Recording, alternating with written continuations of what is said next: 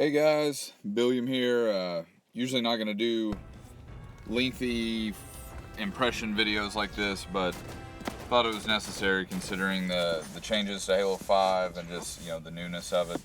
I took a lot of gameplay footage from various missions. There are going to be spoilers in this video. I am going to talk about plot points, and I am going to show a bunch of footage that may or may not contain footage that shows off major pieces of the story. So if you haven't played it yet, you don't want to accidentally see something that you're not aware of that's going to happen, don't watch this video. So with that said, I'll tell you the story started off a little slow for me. Felt like typical Halo, didn't see anything real groundbreaking, but as the game went on, it got intense. It got very, very intense, and it wasn't just enemy count. I mean, just the situations you were put in. Some cinematic set pieces, more so than what I was used to seeing from any of the previous Halo games. And then the cinematics themselves were absolutely gorgeous. If you played Master Chief Collection last year, and you saw the cinematic work they did with Halo 2, it's up there or better of that quality. I mean, it was absolutely beautiful. Really sucked you into the game. And then, like here, as you can see on the screen, this area that you're in prior to this mission is actually just like a non-combat zone, and you'll see that a few other times in the game, where you actually be almost in a hub world type situation, and there's a few NPCs that you talk to, and you can kind of walk around and poke around a little bit and check some stuff out, which leads me to my next point, that something new to Halo this year that I haven't really seen in any of the other games, except for maybe like the ODST off missions or something, is that they kind of promote exploration. It's not an open world by any means, and some have even said that the sandboxes for the battles are actually smaller than in previous Halo games.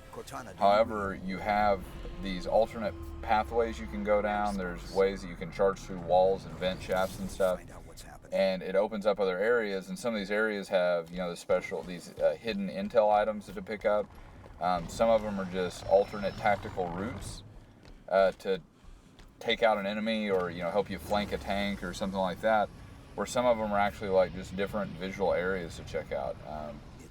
But it's definitely worth, for once, I'm not a big replay story mode kind of guy, but I plan on doing that with some friends. I didn't get to play through it the first time cooperatively, and I really want to see what this is like, not bringing the AI with me. Because to be honest, the AI, it held its own from a gunplay perspective, from a cooperation perspective. They're a little special at times. They don't get like hung up on geometry in odd places, or stare at a wall and keep running into the wall or something crazy like that.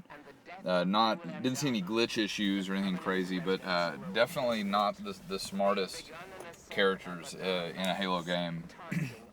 There would be times where you'd be fighting specifically hunters, and all you needed to do was flank the thing to kill it, and it was incredibly difficult to do just by yourself, because your whole team would group around you regardless of where the hunters were facing, and you would have to just take them on front to front, and it just didn't work out very well. So outside of those battles, they are useful. There is a revive mechanic. Yet again, I think it's going to play better with actual people, but it was cool. There's a few times that some of the enemies, there's some kind of boss type enemies on some of the levels that's new, and I got one shotted and I died, and it was nice to know that I didn't have to immediately go back to the checkpoint.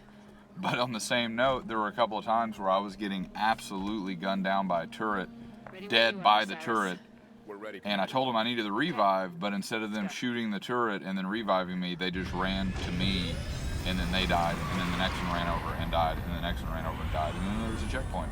And so kind of restarted the progress from the checkpoint. It wasn't a big deal, but they don't really think the situation through before they act. If you give them a command, they do that command, and once the command's executed, they go back to just shooting other enemies and just kind of doing whatever they want to do.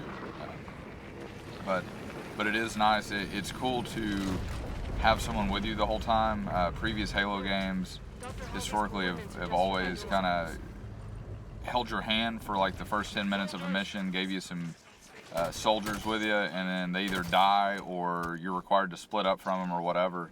It was kind of cool having a squad with you the entire time, kind of supporting you and being part of the story.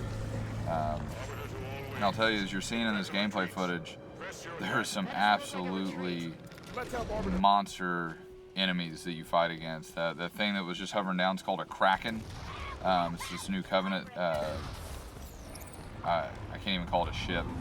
And they're huge, and you do get to finally fight that thing, which is pretty cool. Kind of reminds you of the old Scarab battle. So, as you can see through this level progression, the amount of change in the level design was very apparent. I never felt like I was in one design for very long. You know, maybe 1 to 2 missions in one, you know, on one planet or one city or whatever it was, and then move on to another, then move on to another.